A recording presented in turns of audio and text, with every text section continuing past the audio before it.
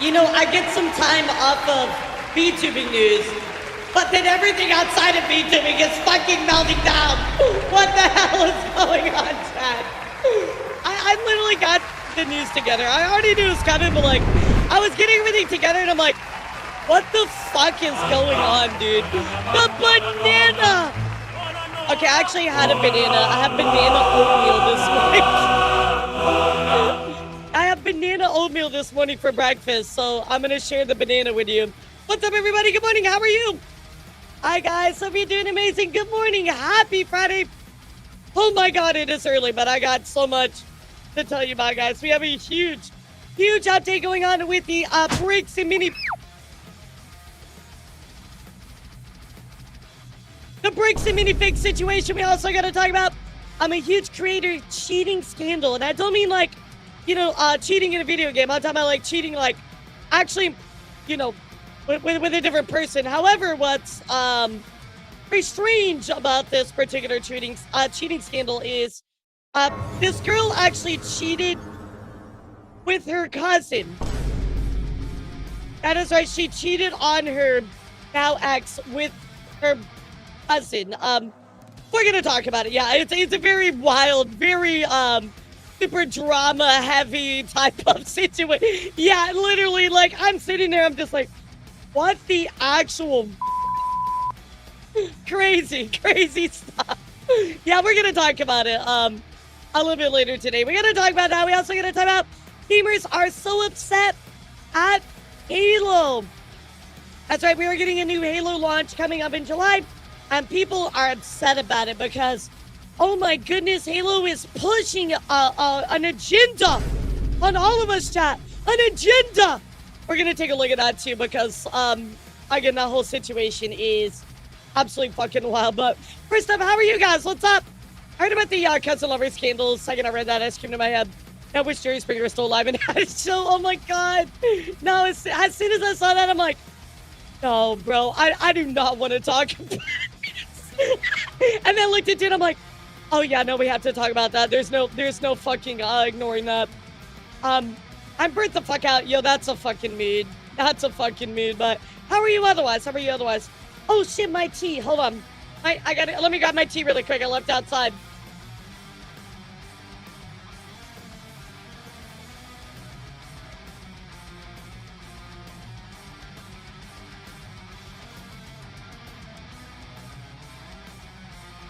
Yeah, I kind of want my, you know, my tea. I kind of need that, chat, if I want to get through today. Yeah, I literally left it right outside my door. I'm like, oh, fuck. I need a vacation. Dude, I think we all need a vacation right now, especially with all this shit going on. I regularly just woke up. Thankfully, this is the energy I need to get me moving. Look, I will bring the energy and then crash out later, okay, guys? So it's all good. I need you all, chat.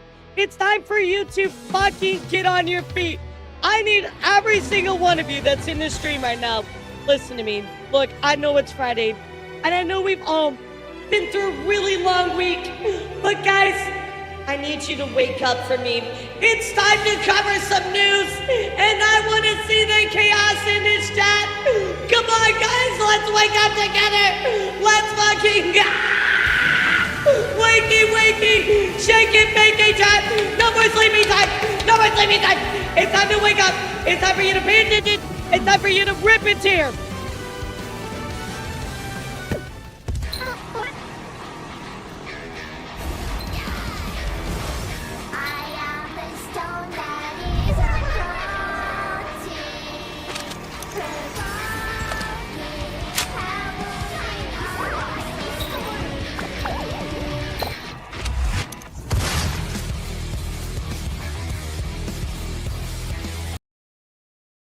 That's better, chat. That's better. That's what I expect. I'm awake. I've been up since 6 a.m. Started. By the way, can you hear the beeps on this now, chat? Before I die, do you hear the beeps?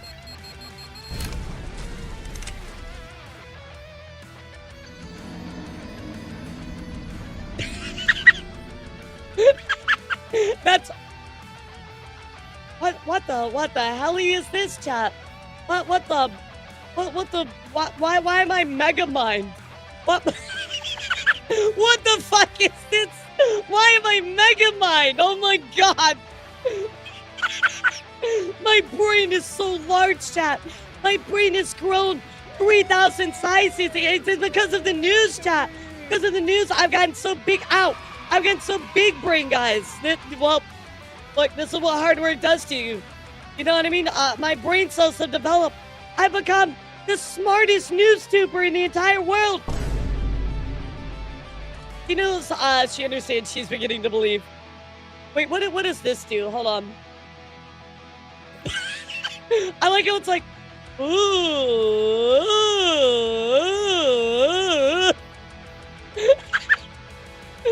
Smartest news tuber is in a high bar. Okay, have you know Theta Toast? That's me, because we have awesome people like Lydia and Rima. How dare you? They're very, very smart. You know what? Ban this fucking guy, chat. Ban this guy. Get him out of here. Yeah. How do I fire my own mod asking for a friend? Yeah, fire this guy. Fire this guy. Yo, Nate, thank you for the dono, dude. Thank you so much. Oh, that's very sweet of you. 1337. Why 1337, by the way? Yeah, why 1337? Thank you so much. So I appreciate you. Thank you for the dono, dude. Thank you for all of your support. Yeah, there we go. There we go. Yeah, damn, it got Dan. All right, next time. Next time. Thank you so much again. I appreciate that dono, dude. Yeah, why are we at 1337 though? What's going on? Well, can you ban me? How dare you make fun of the other news tubers? They're all smarter than I am. What are you talking about? Or thank you for giving us sub as well. Guys, we are so close. We're so close to hitting our goal. We're so close to hitting the goal, guys. Of our Try MRE stream. We're like that close, guys. That close. Yeah, Swag will ban you. Man, I became a legal artist and no, what the fuck is that? What the fuck is that? Yeah, we just fire people here. If we don't like him anymore, we just fire him, you know? I figured that's the easiest way, but like, sorry, you're fired from chat, you can never come back.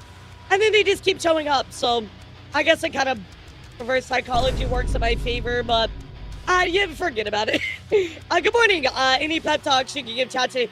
Lacey, you literally just missed my whole pep talk. I'm not doing it again, bro. I literally just fired everybody up. We just had chaos. I'm not doing it again.